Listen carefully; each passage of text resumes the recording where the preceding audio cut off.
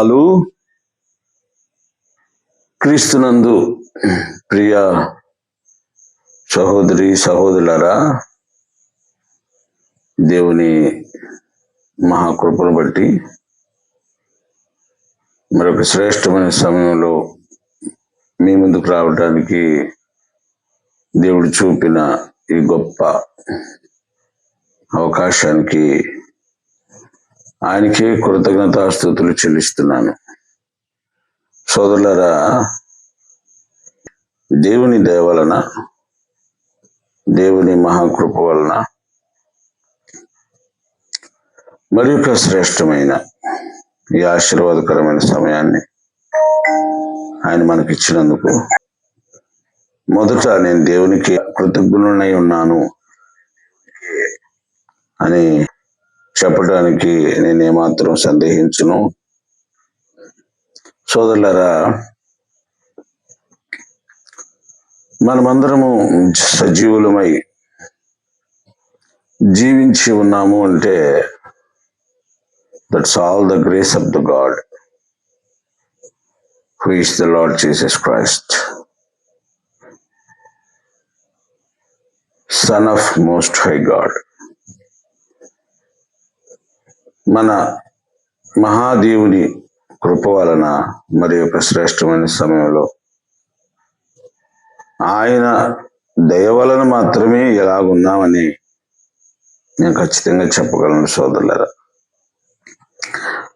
మంచిది. యోహాను సువార్తను మనం ధ్యానం చేస్తున్నాము. 13వ అధ్యాయము యోహాను సువార్త 13వ వచనం వరకు మనం ధ్యానం చేశాం.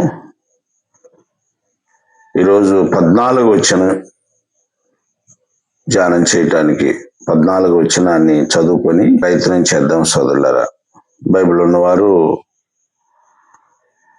నేను చదివే వాక్య భాగం చూడాలని వినయంగా మనం చేస్తున్నాను. యోహాను సువార్త 13వ అధ్యాయం 14వ వచనం నేను చదువుతాను ఆ భాగాన్ని. కాబట్టి ప్రభు బోధకుడునైన నేను మీ పాదములు కడిగిన ఎడల మీరును ఒకరి పాదములు ఒకరు కడుగవలసినదే. This is the commandment of the Lord Jesus Christ. సోదరులారా, కాబట్టి ప్రభు అంటే యేసయ్య మాట్లాడుతున్నారు.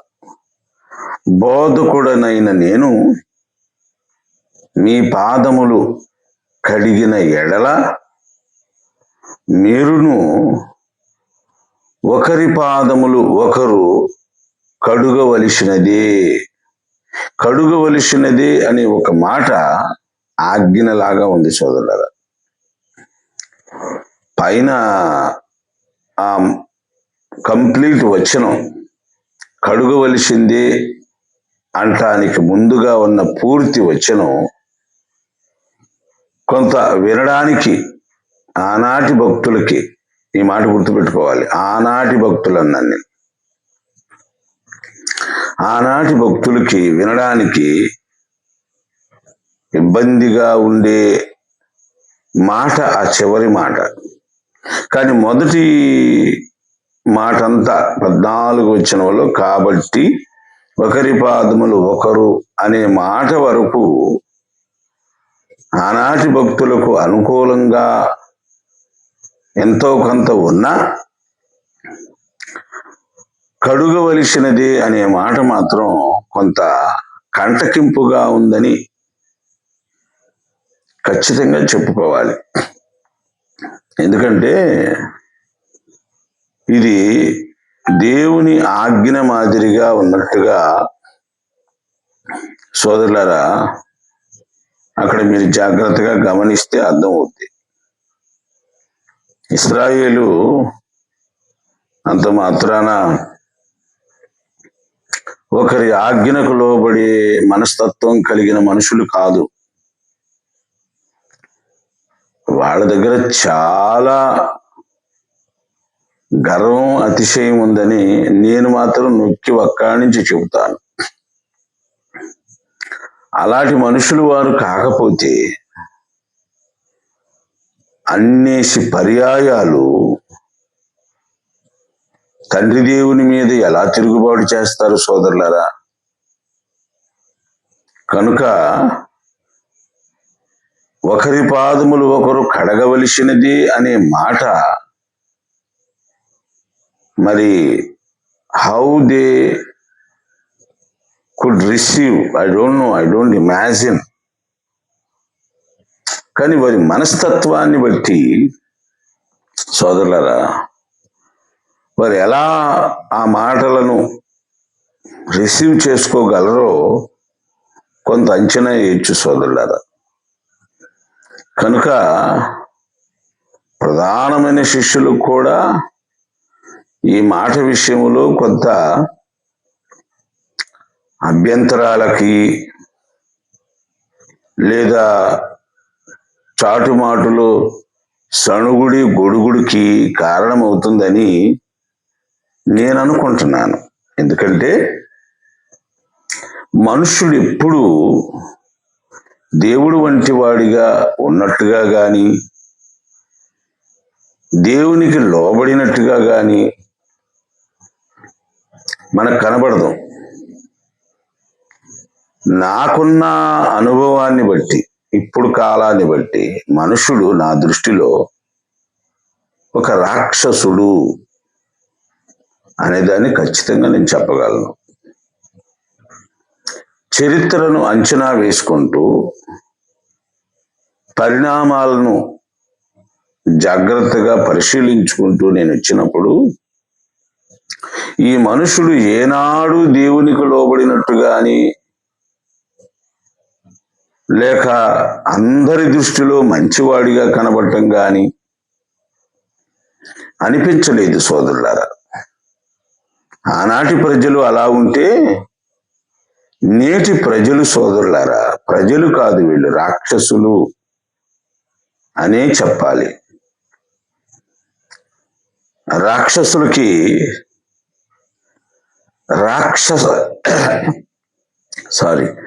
రాక్షస సంహారం దేవుడు జరిగిస్తున్నాడు. రాక్షసులకు తగిన శిక్ష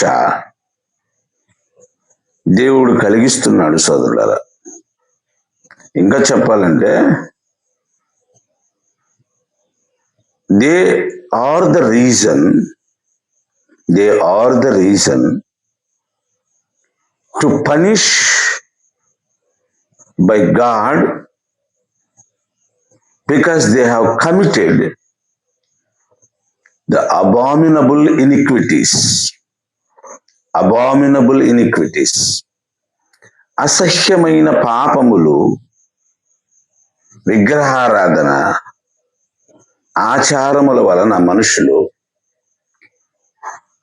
దేవుని చేత శిక్షించబడుచున్నారు అనేది సుస్పష్టం. దానిలో ఇంకా there is no second opinion.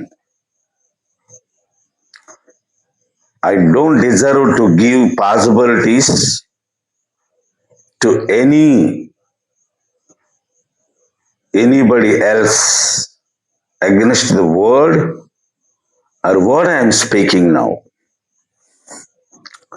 సోదరులారా, ఈ విషయాల సంబంధానికి జాగ్రత్తగా పరిశీలిస్తే విమర్శించటానికి వాక్యాన్ని విషయంలో కానీ నా విషయంలో కానీ నేను ఎవ్వడికి అవకాశం ఇయ్యను సోదరులారా. నిజంగా విఘ్నత కలిగిన వాడు, మనస్సాక్షి కలిగిన వాడు నా మాటలను జాగ్రత్తగా పరిశీలిస్తే ఆ మాటలతో నీ మనస్తత్వాన్ని అంచనా వేసుకోగలిగితే నువ్వు మనిషివా రాక్షసుడివా నీకే అర్థం అవుద్ది. సోదరులరా, జాగ్రత్తగా గమనిస్తే ప్రభువును బోధకుడనైన నేను పాదములు కడిగిన ఎడల మీరు ఒకరి పాదములు ఒకరు కడగవలసిందే. మళ్ళీ ఆనాటి ఇశ్రాయేలు ఆచారాలను మనం అంచనా వేసుకుంటూ ఈ లేఖనాన్ని ధ్యానం చేయాలి సోదరులారా. We have to meditate this verse through observing the traditions. What the traditions are rituals followed by the Israelites are the people of God, are the inheritors of Abraham, Isaac and Jacob. ఈ వచనాన్ని మనము వారి Abraham, ఇస్సాకు, యాకోబుల సంతానాల యొక్క ఆచార వ్యవహారాలను, ఆనాటి ఆచార వ్యవహారాలను అంచనా వేసుకుంటూ జాగ్రత్తగా గమనిస్తే సోదరులారా, చాలా విషయాలు మనకు డిస్క్లోజ్ అవుతాయి, అంటే అర్థం అవుతాయి సోదరులారా. ఏమిటి ఆనాటి సంగతులతో ఈ వచనాన్ని లేక ఆ సందర్భాన్ని పోల్చవలసిన అవసరం దానిలో ఏముంది అంటే సోదరులారా, ఏముందంటే ఇశ్రాయేలు ప్రధానమైన ప్రాముఖ్యమైన ఆచారం ఏమిటంటే ప్రతి నిమిషం ప్రతి గడియ లెక్కకు మించినన్ని పర్యాయాలు వారి పాదములు చేతులు కడుక్కోవటం. ఇక్కడ ఎవరి పాదాలు వారే కడుక్కోవాలి, ఎవరి చేతులు వారే కడుక్కోవాలి సోదరులారా.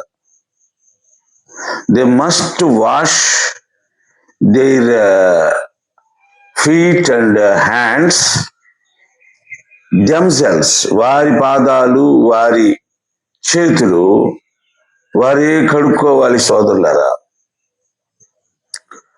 అంటే ఈ కడుక్కునే క్రమంలో ఏం జరుగుతుందంటే, వారు కడుక్కున్న తర్వాత వారికి ఉన్న ఆలోచన, మేమే పరిశుద్ధులమి, మేమే గొప్పవారమి, మేమే మహాశుద్ధులము, మా వంటి వారు భూప్రపంచంలో ఎవరు లేరు అని ఒక సొంత ఆలోచన, చెప్పాలంటే అతిశయం అనుకోండి, లేక వారి స్వబుద్ధి స్వనీతి అనుకోండి, ఇంకా చెప్పాలంటే దేవునితో వారికి ఉన్న సాన్నిహిత్యం, నిజమైన దేవుడు కలిగిన ఆజనం, దేవునితో చేసిన సహవాస సమయంలో సోదరులరా, మనుషుల అపవిత్రత, మనుషుల ఆచారాలు, మనుషుల చెడ్డనీతి అర్థం చేసుకున్న వారిగా, పరిణితి చెందిన మనస్తత్వాలు కలిగిన వారిగా ఉండి ఆ పాదములు కడుక్కోవటం, చేతులు కడుక్కోవటం, ఒళ్ళు కడుక్కోవటం, వీటన్నిటిని బట్టి ఇతర ప్రజలను బహు నీచంగా చూశారని సోదరులారా ఇక్కడ మనం అర్థం చేసుకోవాలి. ఇది ఎలా సాధ్యం? నువ్వు ఎలా చెప్తున్నావు? ప్రామాణికం ఏంది? వారి మీద ఇంత పెద్ద పెద్ద బండలు ఎలా వేస్తున్నావు అంటే, నేను చెప్పేది ఏమిటంటే సోదరులారా, వాట్ ఐఎమ్ టెల్లింగ్ నౌ, నేను చెప్పేది ఏంటంటే, ఎందుకు ఇలా మాట్లాడుతున్నానంటే, మరి ప్రభు అయిన యేసయ్యని వారు అన్న మాటలు, వారు ఆయనతో వ్యవహరించిన తీరి, వారు ఆయనని నిందించిన సందర్భాలు, యేసయ్య మీద వారు మోపిన అభాండాలు, వాటిని బట్టి నేను అంచనా వేయగలుగుతున్నాను సోదరులారా. వారి తప్పులు, వారి పొరపాట్లు, వారి స్వనీతి, వారి స్వబుద్ధి ఏ మాత్రం పరిగణలోకి తీసుకోరు వాళ్ళు. మన తెలుగులో మన వాళ్ళు ఒక సామెత అంటారు, ఒకడి వీపి ఒకడికి కనబడదంట. యేసయ్య చెప్పిన ఉపమానాన్ని చూస్తే గురిగింజ తానంతా చక్కగా ఎర్రగా ఉంటాననుకుంటుంది, దానికి ఉన్న నలుపు సంగతి అది అర్థం చేసుకోలేదు. సోదరులారా, ఇలాగు వారు కడుక్కునే ప్రక్రియలో పడి శుద్ధి చేసుకునే ఒక ఆచారములో ఉండిపోయి వారి మనసులు హెచ్చింపుకు తిరిగాయి, గర్వానికి తిరిగాయి, అతిశయానికి తిరిగాయి. పొరపాటున ఎవరికన్నా శుద్ధి చేసుకునే అవకాశం లేనప్పుడు, ఇబ్బందులు ఉన్నప్పుడు అతగాడిని లేక ఆమెని ఇష్టానుసారంగా వారు బాధించేవాళ్ళు, గాయపరిచేవాళ్ళు, విమర్శించేవాళ్ళు, దూషించేవాళ్ళు. సోదరుల, ఇప్పటి కాలపు మనుషుల్ని మనం చూస్తే there has been lot of time to sanctify themselves, to cure themselves, to wash themselves. There has been lot of time to read the word of God, to understand what is the wrong, what is right, and where I have to walk and where I have to prevent to go forward. చాలా సమయం ఉంది ఇప్పటి కాల ప్రజలకి శుద్ధి చేసుకోవటానికి, బాగు చేసుకోవటానికి, పరిశుద్ధపరచుకోవటానికి, కడుక్కోవటానికి, తమను తాము వాక్యానుసారంగా ప్రభుకి చిత్తానుసారంగా మలుచుకోవటానికి. There has been lot of opportunity even though in India right now. ప్రస్తుతానికి కొన్ని సందర్భాలు క్రైస్తవులకి, సంఘాలకి విరోధంగా ఉన్న ఆయా ప్రాంతాలలో ఒకప్పుడు lot of opportunity to walk upright, to do good things after the people, to say good things by listening the people and repent and come to the feet of the Lord Jesus Christ. ఒకప్పుడు చాలా సమయం ఉంది మనుషులకి, సోదరులరా, బోధించటానికి కానీ, సరి చేసుకోవటానికి కానీ, మనుషులకి సహాయం చేయటానికి కానీ, మనుషుల్ని దేవుని దగ్గరికి తీసుకురావటానికి కానీ చాలా సమయం ఉంది, మంచి అవకాశాలు ఉన్నాయి మన భారతదేశంలో. ఇప్పుడు అక్కడక్కడ కొన్ని వ్యతిరేకతలు, కొన్ని మనలో ఉన్న లోపాలు, కొన్ని మత ఛాందసవాదులు చేసే అల్లరి వల్ల అక్కడక్కడ డిస్టర్బెన్స్లు ఉండొచ్చు, కానీ but still we have lot of opportunity to repent, to walk upright, to preach healthy preach, to do good things, for repent worldly people after we do good to the human beings. మంచి కార్యాలు ఇతరులకు చేయటం వల్ల ఇతరులు మనల్ని చూసి మారుమనసు పొందడానికి ఇంకా చాలా సమయం ఉంది సోదరులారా. We have lot of time, and we will be the reason to many people to repent and accept the Lord Jesus Christ as their personal savior. మనకున్న డబ్బు కొంతమందికి సహాయం చేయటం, మన చేతుల్లో ఉన్న కృపావరాలతో అనేక మందికి మేలు చేయటం, మనం చెప్పిన మంచి మాటల ప్రకారం మనం బ్రతకటం. సోదరులరా, చాలా అవకాశాలు ఉన్నాయి మంచి క్రియల చేత మనుషులను ప్రభు వైపు తిప్పటానికి, నీకు కానీ నాకు కానీ సోదరులరా. అయితే అవి ఎవరు చేస్తున్నారు? వాక్యం చెప్పండి రా బాబు, స్వార్థ చెప్పండి, ఆత్మలు రక్షించండి రా బాబు అంటే సోదరులారా, హాస్పిటల్స్ కట్టేవాళ్ళు కొంతమంది, వ్యాపారాలు నడిపేవాళ్ళు కొంతమంది, సైడ్ బిజినెస్ లాగా సేవకులు ప్లస్ సైడ్ బిజినెస్లు. సోదరులారా, సేవకులు ప్లస్ ధనాపేక్ష, ఇలాగా మనుషులు అప్పగించిన పని కంటే ఎక్కువ పని, అనవసరమైన పని చేస్తున్నారు సేవకులు. సోదరులారా, మనల్ని పిలిచింది స్వార్థ ప్రకటించడానికి, అంతేగాని వ్యాపారాలు చేయమని కాదు, బిజినెస్లు చేయమని కాదు. పెద్ద పెద్ద హాస్పిటల్స్ కట్టడం, మందిరాల పక్కన మందిరాలు కట్టడం. సోదరులారా, లేదు సేవను అడ్డం పెట్టుకొని దేవుని అవమానపరిచే ఆయాసకరమైన కార్యాలు చేయటం, ఇలాంటి వాటన్నిటిల్లో మనము సమయాన్ని పాడు చేస్తున్నాం సోదరులారా. కానీ మనం దేవునిలో ఎక్కువ సమయాన్ని గడపవలసిన అవసరం, దేవునితో దేవుని అర్థం చేసుకొని దేవుని విషయాలు గ్రహించి దేవుని మనస్సుని ఎరిగి ఆయన మనసుకు నచ్చినట్లు నడవలసిన అవసరం మనందరికీ ఉందని చెప్పటంలో నేను సందేహించను సోదరులారా. ఒకసారి ఆలోచించండి.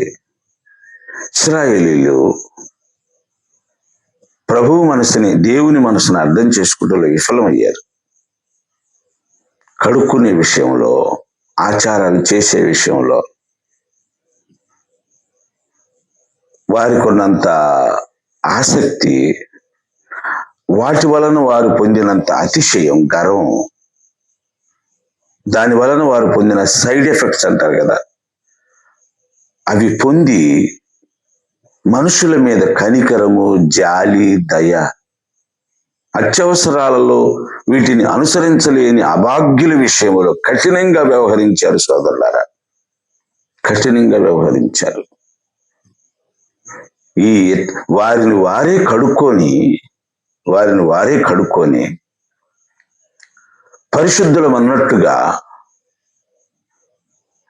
మాదిరి లేని బ్రతుకు బ్రతికి కనికరము, జాలి లేకుండా ఇష్టానుసారంగా ప్రవర్తించారు. ఇది ప్రభువైన యేసయ్య చాలా దగ్గరగా గమనించాడు సోదరులారా. అందుకనే యేసయ్య అంటారు, మీరు బోధకుడనైన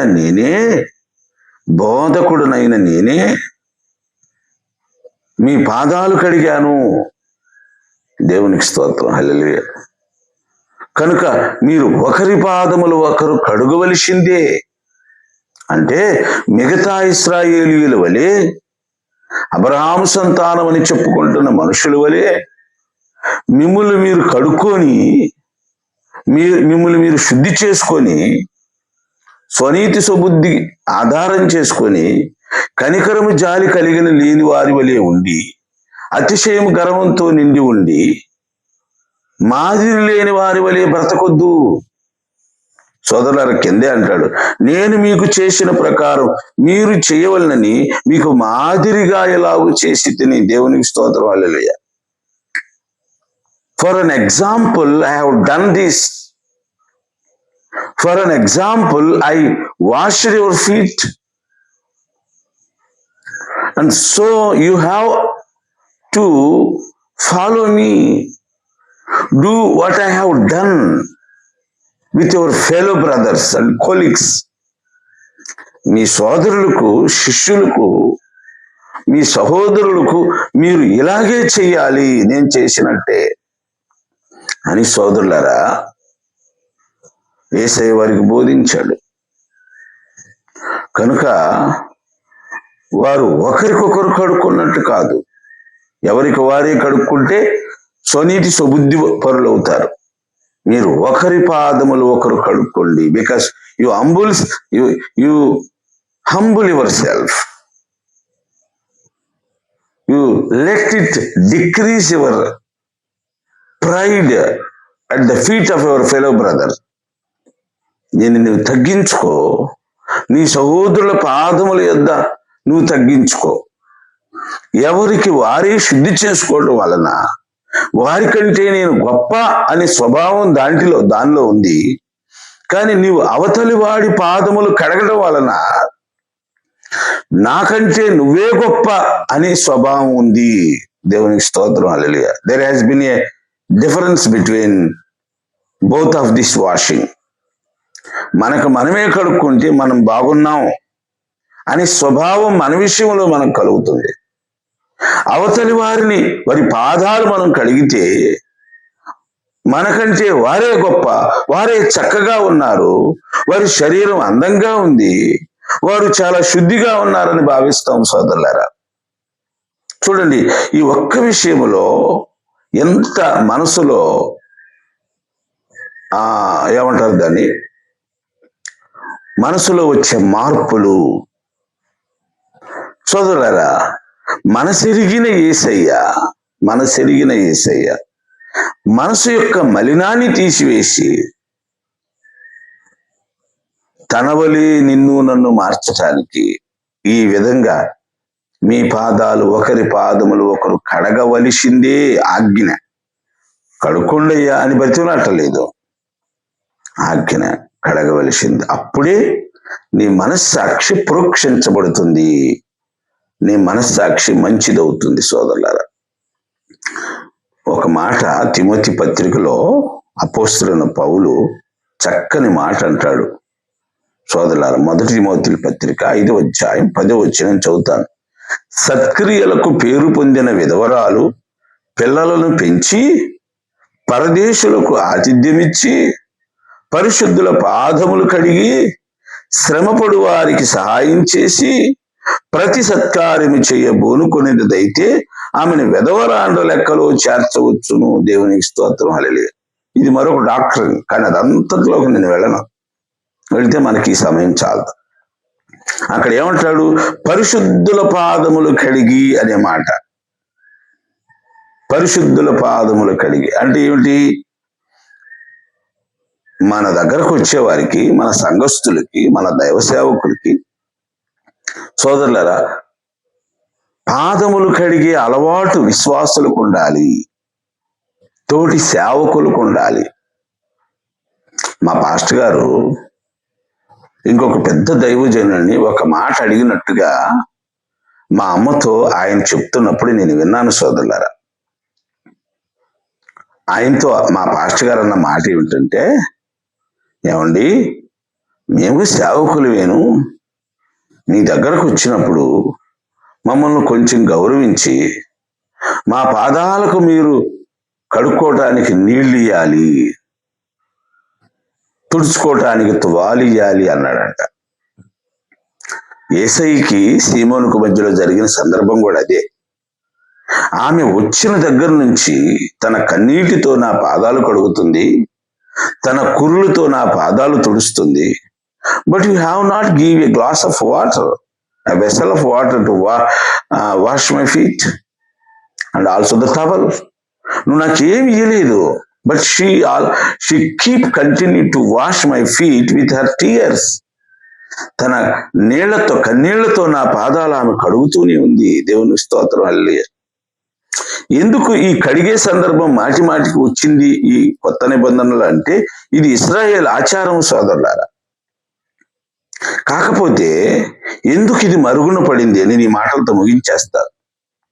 ఎందుకు ఇది మరుగున పడింది అంటే, కాలక్రమంలో ఒక్కొక్కరు ఒక్కొక్క సిద్ధాంతాన్ని ప్రతిపాదించారు. బైబిల్ స్కాలర్స్ అనండి, బైబిల్ పండితులు అనండి, హూఎవర్ దే ఆర్. ఏమన్నారు?